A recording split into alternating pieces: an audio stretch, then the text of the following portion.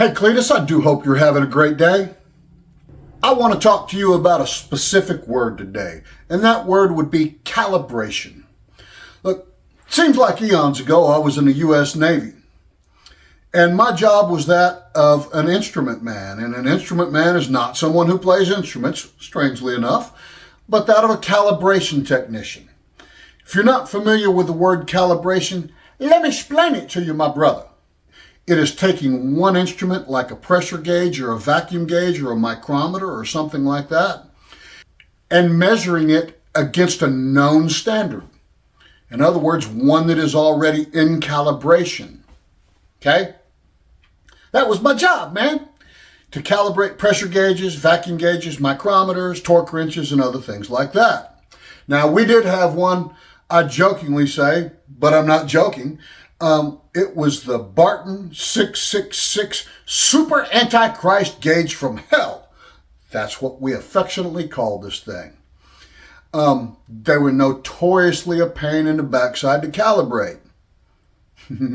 Well, they were. Now I want to talk about it in a biblical sense.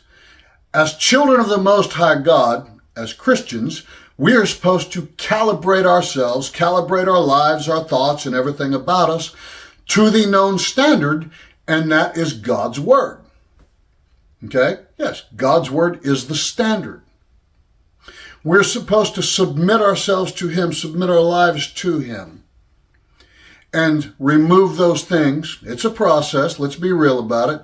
Remove those things from our lives that are not pleasing to Him. It's not always easy, sometimes it's painful. Cletus, that's why we're supposed to spend time in God's Word on a regular basis. Daily, I might submit. Otherwise, you get out of calibration.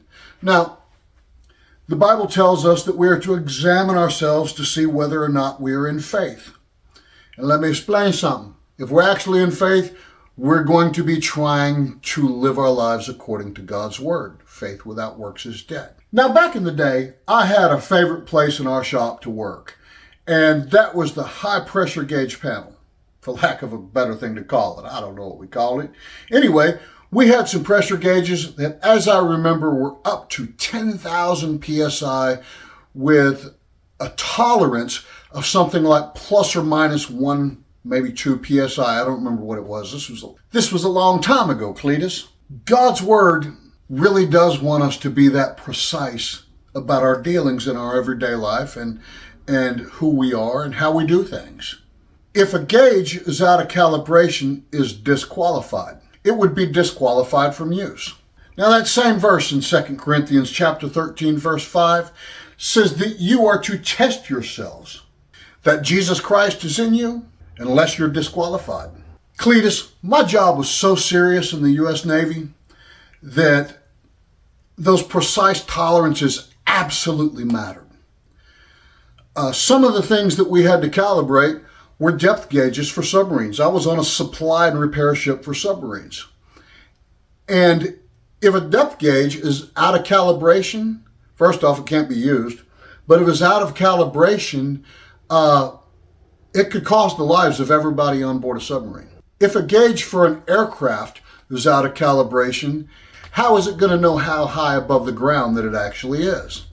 So I submit to you, Cletus, if your life is out of calibration with God's Word is the standard, you become dangerous to yourself and those around you.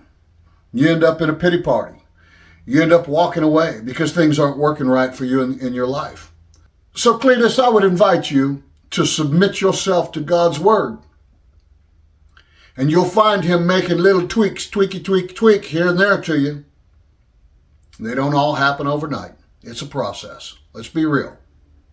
I'm not here to judge you on that.